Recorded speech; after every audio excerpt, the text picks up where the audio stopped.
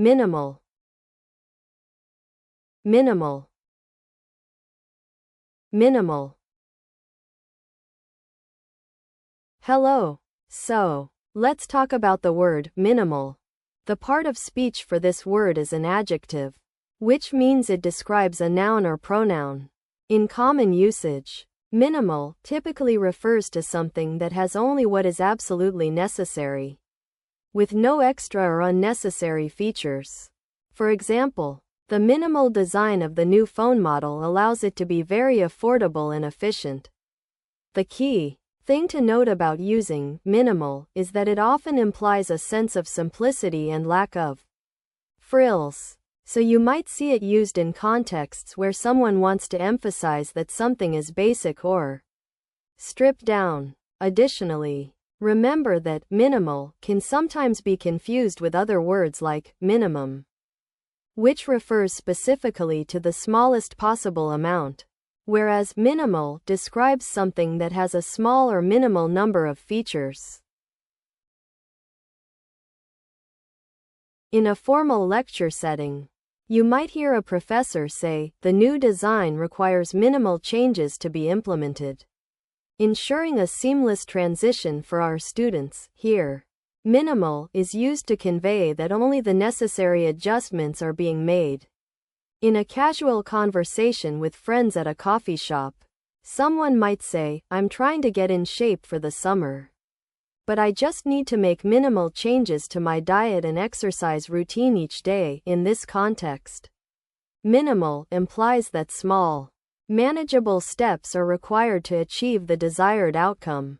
In a business meeting discussing office renovations, an architect might suggest we can minimize disruptions to employees by implementing minimal construction during peak working hours. Here, minimal is used to convey that efforts will be made to keep disturbances to a minimum, prioritizing employee productivity.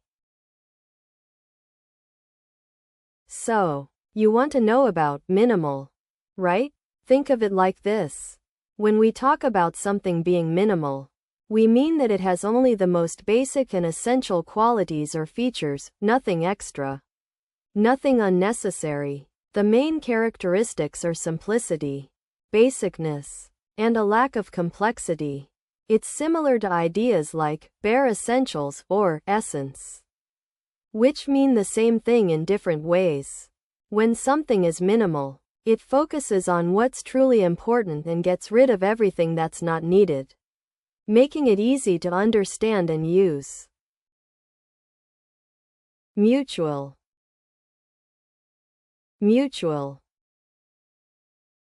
mutual. Let's talk about the word mutual. So, mutual is an adjective that means something that happens or exists between two people or things, and it benefits both of them in some way. For example, when you say, "We have a mutual friend," it means that you and someone else share a common acquaintance who is liked by both of you. The word mutual can also mean that an activity or a thing is done together. Like, we have a mutual agreement to meet every week. What's important to note is that mutual doesn't just mean something that one person does for the other. It implies a kind of balance and give and take between the two parties. In a formal setting, such as a wedding ceremony, you might say, "We are honored that you could join us to celebrate this mutual milestone in our lives, marking the union of two families." This example demonstrates how the word mutual can be used to emphasize shared experiences or occasions. In contrast, during a casual conversation with a friend, you might simply ask, "Wanna grab lunch together? I was thinking we could try that new place, it's mutual." Right? Here, mutual is used to indicate agreement and a willingness to participate in an activity. In the context of business or academia, such as in a proposal or research paper, you might write, "The success of our project depends on the mutually beneficial collaboration between our team and the client." In this case, Mutual highlights the shared goals and advantages that result from cooperation. So you're trying to get your head around this concept, right? Okay. So think of it like when two people are in a situation and both benefit from what's happening. They get something good out of it. That's basically what mutual is all about. The main characteristic is that it's a two-way thing where everyone involved gets something positive. Whether it's an advantage, a benefit, or just a sense of happiness. Now, you might be thinking, what's the difference between this and reciprocal? Well, reciprocal kind of implies that one person does something for another in return. Whereas mutual is more about both parties being equally happy or satisfied with what's happening. And if someone says something is a two-way street, they mean it's like this concept, where everyone involved has some kind of gain or benefit. Norm. Norm. Norm. Let's talk about the word norm. So, the part of speech for norm is noun, which means it can refer to a standard, a rule, or an expected level of something.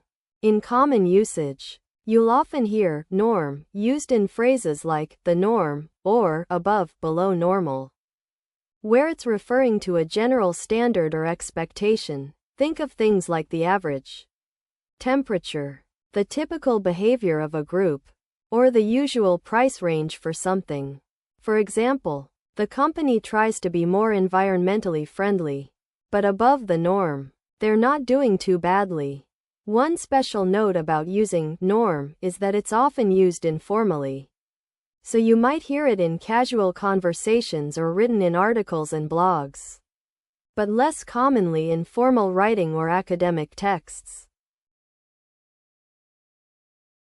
In a formal setting such as a university lecture, you might say, the norm for students in this program is to complete at least 2 internships within their first 2 years. This sentence illustrates how the word norm can be used to describe an expected standard of behavior or achievement. In casual conversation with a friend who's been planning a big party, you might say, I know it sounds crazy, but the norm for parties like this is that people start arriving around 8 p.m. and the music keeps going until at least midnight. This sentence shows how the word norm can be used to describe an expected or usual level of activity. In a business context such as a marketing report, you might say, according to our data, the norm for customer engagement on social media is that 75% of followers interact with our content within the first hour of posting. This sentence demonstrates how the word norm can be used in a professional setting to describe an expected or typical level of performance. So, you want to know about this concept that describes something that is generally accepted or expected as standard or usual. Okay, let me try to explain. A norm refers to a widely accepted standard or expectation for how people behave or interact in a particular situation. It's like the unwritten rules that everyone tends to follow without even thinking about it. For example, in many cultures, it's considered polite to wait for someone who invited you over to offer you something to eat or drink before starting to eat yourself. This is an example of a norm. It's not written down anywhere, but most people would feel uncomfortable if they didn't follow this expectation. Some other concepts that are similar to a norm include customs, conventions, and expectations. A norm can be used in many areas of life, such as business, social situations, or even just everyday interactions with friends and family. It's like having an unspoken understanding of how things should work, so you can navigate different situations smoothly.